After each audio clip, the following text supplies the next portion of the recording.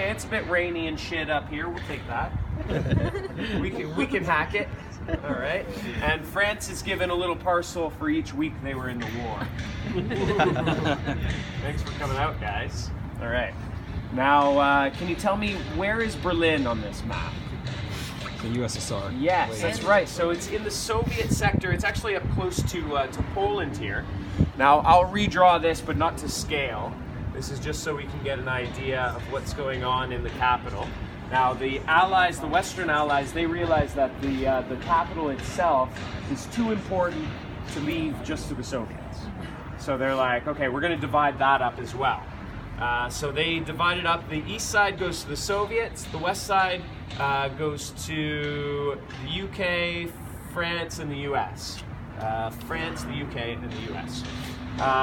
And so at this point, there's still a freedom of movement. So you've got autobahns coming in. You've got train tracks that come in. And so you can bring in all of the supplies that are needed to supply each one of their respective sectors. And so at this point, they're able to get everything that they need. But at some point in 1948, the Soviets, they think it's a bit of a pain in the ass having the Western Allies inside their territories. So they're like, how do we get rid of them? Well, we can cut off their supply chains, we can switch off their electricity, and probably they'll just have to run back to West Germany with their tails tucked between their legs. So that's what they do.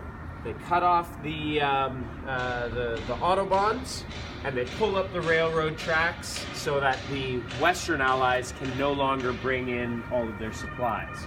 They also switch off the electricity, thinking that, oh, in a couple of months they'll be starving, they'll be frustrated, they'll just head back. Now the Western Allies, they take this as a hostile move, obviously.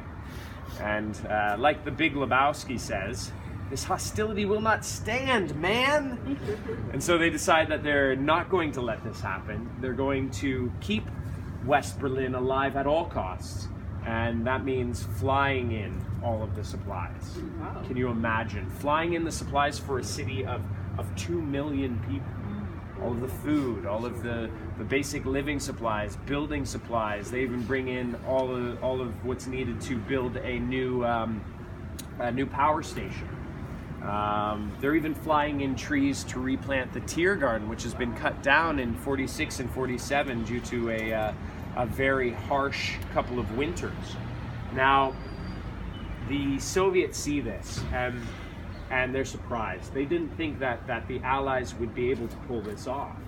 And then after 11 months, after the Allies have gone through 2 winters, this is now 1949, and they start to think, wow, we might have to go back and renegotiate. And so they do. They go back and they talk to the Western Allies, and they decide to open up the borders once again. So now there's a checkpoint here. So leaving West Germany and going into East Germany, this is checkpoint Alpha. So that means that going from East Germany into West Berlin, that's checkpoint Bravo. Nice. And then going from West Berlin to East Berlin and vice versa is checkpoint Charlie. So that's how it gets its name. It's not named after some American GI. It's checkpoint Alpha Bravo and checkpoint Charlie here.